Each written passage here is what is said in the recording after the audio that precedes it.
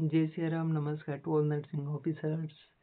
आप सभी का ऐसे ही दया भाव बना रहे। बालाजी सरकार की कृपा से आप सभी स्वस्थ हो गए और मैं भी स्वस्थ हूँ। आपको कंटिन्यू अपडेट देने के लिए आपके लिए क्लास से लेके आए बड़ी धमाकेदार। आप जुड़े रहिए और अपने दोस्तों को भी जोड़ते रहिए। बालाजी सरकार की जय हो। आज की क्लास है जो OT ICU इमरजेंसी से बहुत इंपॉर्टेंट क्लास रहने वाली है, जिसमें OT ICU इमरजेंसी से हमेशा 30% है जो MCQ देखने को मिलते हैं। उससे अपन अच्छे इंपॉर्टेंट टॉपिक है वो मैं छाट के लेके आया हूँ, उनके बारे में आपको टॉपिक का स्टडी करवा रहा हूँ यार, ठीक है ना। तो अपन देख लेते हैं कि भाई एयरवे असेसमेंट है और उससे रिलेटेड बेसिक्स है वो कौन कौन से होते हैं, वो आज स्टडी करेंगे, है ना। डेली के 5 टॉपिक लाऊंगा जो पांचों अलग अलग सब्जेक्ट से रहेंगे और 6 MCQ लेके आऊँगा जो नर्स प्रो 6X सीरीज के अंदर रह जाएगा मैंने, है ना। तो वो 6 अलग अलग सब्जेक्ट से देखने को मिलेगा आपको, तो आप कंटिन्यू उसको भी पढ़ते रहे और ये भी पढ़ते रहे। आपको कहीं भटकने की जरूरत नहीं है, ये पढ़ लिया तो आपके लिए बहुत ही शानदार अपॉर्चुनिटी है आपकी अच्छा एड ला सको, वरना 1000 जगह भटकोगे तो कुछ भी नहीं होगा, ठीक है। अब देख लेते कि एयर असेसमेंट और बेसिक्स से रिलेटेड। तो देखो फर्स्ट स्टेप है जो एयरवे असेसमेंट का, तो इमरजेंसी के अंदर क्या जाएगा, ठीक है ना। जैसे ABC स्टार्ट है, जैसे एयरवे, ब्रीथिंग, फिर सर्कुलेशन, ठीक है।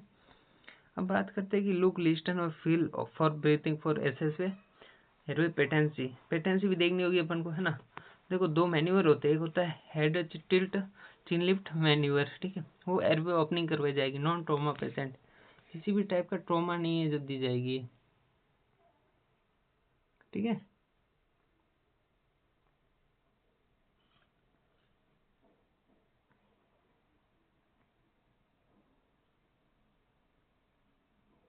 नॉन ट्रॉमा पेशेंट के अंदर हेड टिल्ट चिन लिफ्ट मैन्यूवर दिया जाएगा। अगर जो थ्रस्ट मैन्यूवर की बात करें तो कर्विकर स्पाइन इंजरी उसमें दी जाएगी।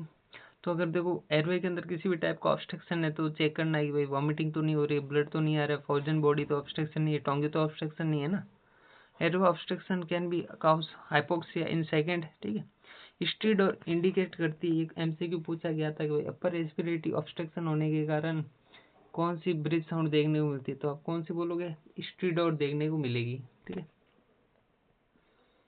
अगर बात करें टंग के कारण जो ऑब्स्ट्रक्शन देखने की बात होती है तो पार्शियली एयरवे ऑब्स्ट्रक्शन होगा, उसके कारण स्नोरिंग साउंड देखने को मिलेगी, ना कि अपन बात करते हैं उसकी स्ट्रीडोर की, ठीक है ना। पार्शियल ऑब्स्ट्रक्शन के अंदर आपको स्नोरिंग साउंड देखने को मिलेगी। Okay clear. अब बात कर लेते कि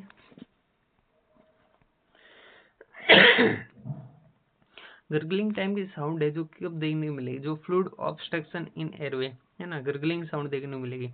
अब बात कर लेते कि एयरवे एडजंक्ट है जो क्या होता है, जैसे OP हो गया, ओरोफैरिंजियल एयरवे हो गया, जो प्रिवेंट करता है टंग को फॉग बाय एक्यूलिड एयरवे से। OP कब यूज किया जाता है, ओरोफैरिंजियल एयरवे।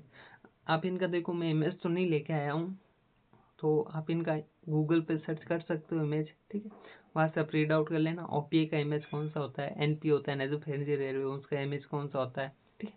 तो OP है जो अनकॉन्शियस पेशेंट के अंदर दिया जाएगा, जिसके अंदर अब्सेंस गेरिफ्रिक्स होगा जिसमें, ठीक है। अब बात करते हैं NP होता है नेसोफैरिंजियल एयरवे, जो सेमी कॉन्शियस पेशेंट है उसके अंदर दिया जाएगा। तो देखो कॉन्ट्रा इंडिकेशन कहाँ पे होता है NP नेसोफैरिंजियल एयरवे, कॉन्ट्रा इंडिकेशन देखने को मिलेगा आपको कि बेसल स्कल फ्रैक्चर के अंदर, है ना, उसमें नहीं देना है। बात करते कि मेजरमेंट कैसे करोगे एयरवे को, तो कॉर्नर ऑफ माउथ से एंगल ऑफ जाउस, है ना, यहाँ से मेजरमेंट करोगे। ये भी MCQ नोट सेट के अंदर पूछा गया है प्रीवियस ईयर में, ठीक है।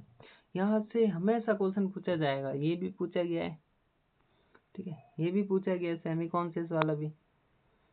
मतलब देख लो तीनों लाइन है जो सेम टू सेम मिलने की आपको देखने के लिए। तो मतलब आप कंटिन्यू बने रहे, अभी नोट से 10th होगा तो आपको भी मालूम चल जाएगा कि ये मैंने क्यों स्टार्ट किया और कितने MCQ देखने को मिले, है ना। आप कंटिन्यू पढ़ते रहे। देखो NP आता है, इसको लुब्रिकेट किया जाता है वाटर सॉल्युबल जेल से इंसर्शन अंदर डालने से पहले, ठीक है ना। OP अंदर डाले गए तो कौन कौन सा पोस्चर होता है, देखो अप साइड, डाउन साइड, फिर रोटेट करना है 180 डिग्री, ठीक है। देखो up side, on side, 180 degree rotate, ठीक है, क्लियर। ओपी की बात की अपने। देखो टेम्परली मेजर करना है डेफिनेटिव एयर से, एयरवे डालने से पहले, ठीक है ना। बात करते हैं बैग मास्क वेंटिलेशन है जो मोस्ट इफेक्टिव होता है airway adjunct. Airway adjunct reduce the risk of hypoxia during resuscitation. Bag mask ventilation क्या होता है, ये first line for ventilatory support in emergency ना। इससे भी अभी मैन्यूवर का एमसीक्यू पूछा गया था बीएमवी से, और इमेज का भी क्वेश्चन आया था, तो अब डोंट वरी रे, वो जो एग्जाम में आगे वो वापस नहीं आएगा, और जो आएगा वो करवा रहा हूँ मैं आप सभी को, ठीक है। देखो 2% टेक्निक है जो बेटर स्टिल फॉर एडल्ट है ना, 2% टेक्निक ध्यान रखना आप। अगर बात करें प्रॉपर मार्क्स साइज है जो इम्प्रूव वेंटिलेशन इफिशिएंसी को करती है, इसको किया जाता है जो बैग हर सेकंड 1 सेकंड में किया जाएगा एडल्ट के अंदर, ठीक है ना। एडल्ट के अंदर जो ब्रीथ रेट है जो कितनी रहनी चाहिए पर मिनट, अगर शिफ्ट देते टाइम 10 से 12 ब्रीथ पर मिनट, ये अपडेट लेके आए हूँ मैं ना, ये पुराना गलत था, अब न्यू अपडेट लेके आए हुए हैं। Avoid hyper ventilation which reduce cardiac output, है ना, कार्डियक आउटपुट को रिड्यूस करना है उसको, तो अपन को हाइपर वेंटिलेशन नहीं देना है ना। अगर हाइपर वेंटिलेशन दिया तो कार्डियक आउटपुट बढ़ेगा, बीपी बढ़ेगा, है ना। यूज हेड टिल्ट एंड चिल्टलिन manoeuvre during BMV in non-trauma patient. जो thus improve airway patterns in trauma patient. Oxygen should be 100% during BMV. Continuous BMV can be used to bridge at intubation. अगर intubation दे रहे हो आप, ठीक है ना, तो आपको कंटिन्यूस टाइप का BMV करते रहना है। बात करते हैं ET इंट्यूबेशन की, तो ET इंट्यूबेशन क्या आता है कि डेफिनेटिव एयरवे इमरजेंसी होता है, और फर्स्ट लाइन कौन सा होगा, BMV होगा, ठीक है ना।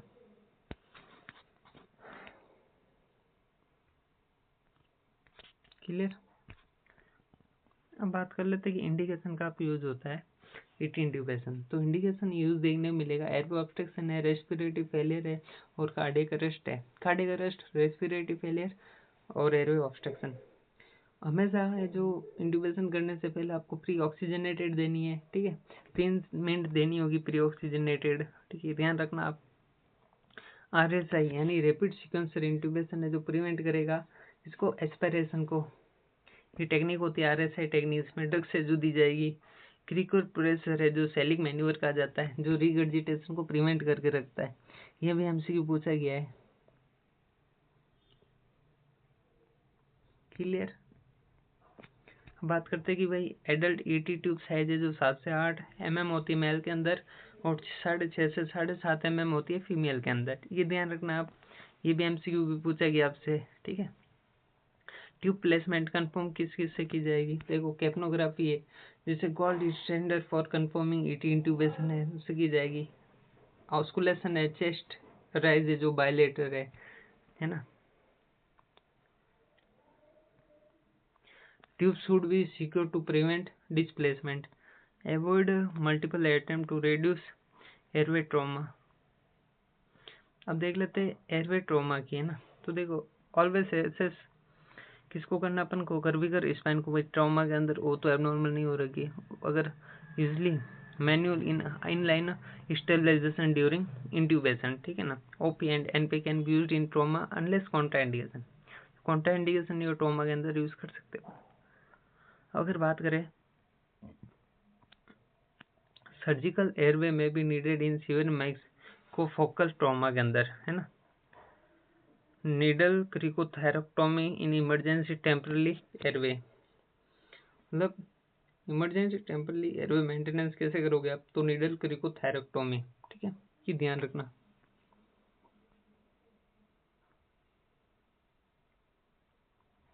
अब बात करते हैं कि डेफिनेटिव इमरजेंसी एयरवे मैनेजमेंट कैसे करोगे, surgical cricothyrotomy, airway obstruction leading to prevent cause of preventable death in trauma, और ऑब्स्ट्रक्शन होगी तो हाइपोक्सिया होगी तो एक्सपायर तो हो गई पेशेंट, है ना। Avoid extension in neck in suspected cervical injury, अगर किसी भी टाइप को आपको सस्पेक्टेड लग रहा है कर्विकर इंजरी, तो सबसे पहले स्टेबलाइज करना है, उसके बाद में फिजिशियन से कांटेक्ट करना है और सीटी स्कैन फिजिशियन है जो करवाएगा, ठीक है ना। और एयरवे वगैरह आपको मैनेजमेंट करते रहना कि भाई कुछ एबनॉर्मलिटी तो नहीं है, क्लियर। रिपीट एयरवे असेसमेंट किया जाएगा, इम्प्रूव किया जाएगा, जिसके कारण सर्वाइवर इन ट्रोमा। बैक मार्क्स वेंटिलेशन है जो चैलेंजेबल है ना, जब कर्विकल स्टेबलाइजेशन करवाया जब, ठीक है। सक्शनिंग की बात कर लेते हैं। सक्शन और एयरवे क्लियरेंस से रिलेटेड, तो देखो इनसे रिलेटेड अपन थोड़ा डीपली में पढ़ेंगे। सक्शन हो गया, बीएमवी हो गया, है ना, ऐसे एमसीक्यू आता है। वैसे तो क्या है कि थोड़ा शॉर्ट नोट्स के रूप में था, अपन डीपली में भी आएगी वापस, है ना, क्योंकि अपन ये सिस्टम वाइज चल रहा है, ठीक है। इसके अंदर भी देखो सक्शन है जो प्रिवेंट करेगा एस्पिरेशन और क्लियरेंस करेगा सिग्रेशन को। अब बात कर लेते हैं कि एंकर सक्शन होता है, इसका इमेज देख लेना आप गूगल से कि एंकर सक्शन किस टाइप का होता है, ठीक है। ये एनआईएच वेबसाइट पे देखने को मिलेगा आपको एंकर सक्शन। ये ओरल कैविटी है उसको क्लियरेंस करने के लिए काम आता है।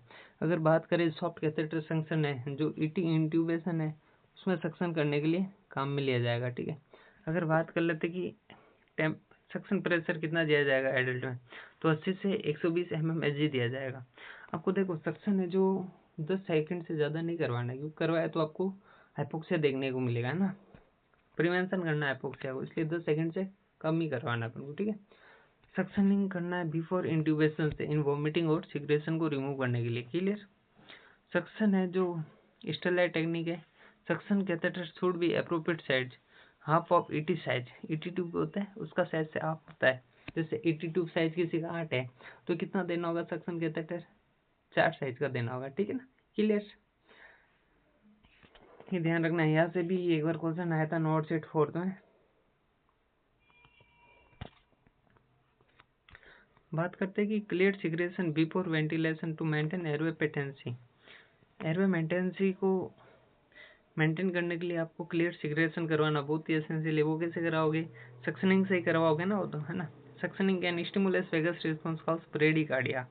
वेगर रिस्पांस को कॉन्ट्राइंडिकेशन करना है कि जब आप ज़्यादा ही सक्शनिंग दोगे तो वेगर रिस्पांस करेगा, उसके कारण ब्रेडिकार्डिया देखने को मिलेगी। तो आपको ब्रेडिकार्डिया को प्रिवेंशन करना है, ठीक है। अब बात कर लेते हैं एयरवे एडजंक्ट इन स्पेशल सिचुएशन। देख लेते हैं कि एलएमए क्या होता है। एलएमए होता है लैंजर मार्क्स एयरवे, इसका आप इमेज देख लेना गूगल से। एलएमए है जो सुप्राग्लोटिक एयरवे फॉर इमरजेंसी के अंदर किया जाएगा, ठीक है। यूजली कब किया जाएगा, जब ईटी इंट्यूबेशन है जो फेल वाली सिचुएशन में नहीं हो रहा है ना सक्सेसफुल। एलएमए है जो वेंटिलेशन दिया जाएगा विदाउट लैंजिस्कोप से। एलएमए कब नहीं दिया जाएगा, जब हाई रिस्क है एस्पायरेशन का, ठीक है। पीडियाट्रिक एयरवे है जो स्मॉलर होता है, मोर एंटेरियर होता है, फ्लॉफी होता है। इसके अंदर जो इन्फेंट और न्यूनेट के अंदर कौन सी ब्लेड यूज की जाएगी, तो उसे अपन स्ट्रेट ब्लेड यूज की जाएगी, उसे अपन मिलर ब्लेड कहा जाता है। अगर कर्व ब्लेड है तो उसे मैकिन्टॉश ब्लेड कहा जाता है, ठीक है ना। वो ओल्डर चिल्ड्रन और एडल्ट के अंदर यूज की जाएगी। बात कर लेते हैं सुप्राग्लोटिक एयरवे डिवाइस की, तो टेम्पली ब्रिज यूज होता है। बैग मार्क्स वेंटिलेशन है, first choice in paediatric emergency है, ठीक है।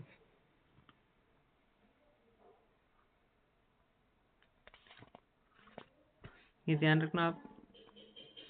अब बात कर लेते कि ऑलवेज मॉनिटर क्या करना है ना। एयरवे मैनेजमेंट कर रहे हैं तो पीडियाट्रिक का, तो ऑलवेज मॉनिटर करना आपको SpO2 लेवल, ये ध्यान रखना। डिफिकल्टी एयरवे है उसमें आपको क्या करना है कि मालम टी स्कोर है उसको प्रेडिक्टेबल करना है कि भाई मालम टी स्कोर कितना है। थर्ड और फोर्थ मालम टी स्कोर में आपको नहीं देना है किसी भी टाइप का, तो पूरा ऑब्स्ट्रक्शन हो जाता है, ठीक है। ये अपन पढ़ेंगे अच्छे ढंग से मालम टी स्कोर भी, है ना, ये भी MCQ देखने को मिलेगा आपकी। Limited mouth opening suggest difficulty intubation, neck immobility, increase intubation difficulty, है ना। ओबेसिटी में obstruction airway visualisation, facial trauma, increase risk of fail intubation, use video laryngoscopy in predictable difficulty airway. Fibro optic intubation is gold standard for awake difficult airway. Clear? अगर पूछा जाए gold standard for awake difficult तो क्या जाएगा आपका answer, fibro optic intubation, ठीक है। Always have backup airway plan B और सी, ये ध्यान रखना, प्लान बी सी, ठीक है। Call for expert help early in difficult airway. Cricothyrotomy is last resort airway emergency management. अब बात कर लेते कि ऑक्सीजनेशन और वेंटिलेशन है उससे रिलेटेड इंपोर्टेंट हेल्थ पॉइंट की, ठीक है। तो always provide 100% oxygen before airway intervention. Nasal cannula है जो कि फर्स्ट लाइन ऑक्सीजन डिलीवरी इन mild distress.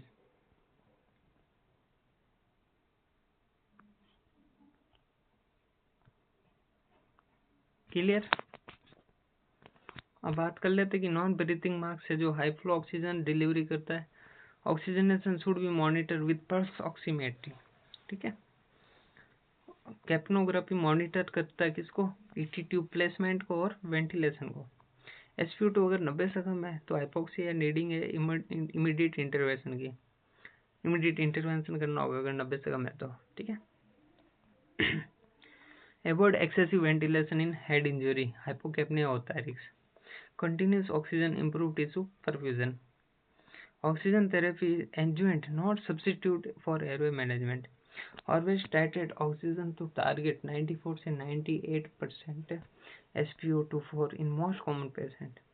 Post airway management क्या करना होगा, एयरवे जो कंटिन्यूसली मॉनिटर करना है, ठीक है, रीअसेस करना है, ऑब्जर्व करना है ट्यूब प्लेसमेंट को, ऑब्स्ट्रक्शन को, किसी भी टाइप का किंकिंग को, प्रॉपर कप प्रेशर है उसको 80 इंटूबेशन को मेंटेन करके रखना है, सिडेशन देना है, अगर जरूरत है तो वो क्या करेगा, एजिटेशन और ट्यूबल रिमूव को प्रिवेंशन करेगा, है ना, वरना सिडेशन नहीं दिया तो पेशेंट है जो ट्यूब वगैरह को रिमूव कर देगा ऑटोमेटिक। क्लियर। डॉक्यूमेंटेशन करना आपको एयरवे जो इंटरवेंशन टाइम है, मेथड है, आउटपुट है, इन तीनों का ध्यान रखना आप, आउटपुट, मेथड और इंटरवेंशन टाइम। मॉनिटर क्या क्या करना है, विटल साइन करना है, चेस्ट राइज करना है और ब्रीथ साउंड है, इन तीनों को मॉनिटर करते रहना। Early recognization of airway compromise improve motility. Regular airway drill improve emergency preparedness. Use airway checklist for safety and efficiency. Airway management in save life and time critical in emergency. Thanks for all. आपको class के अंदर बहुत ही मज़ा आया होगा, मुझे आपसे आशा है कि आपको और ज़्यादा मज़ा आए, और मैं कंटिन्यू कंटेंट को और बहुत ही ज़्यादा अपडेट कर रहा हूँ मेरा कंटेंट, और बहुत ही मेहनत कर रहा हूँ डेली दिन रात। तो आप कंटिन्यू है जो लाइक व्यू कमेंट करते रहे। Thanks for all.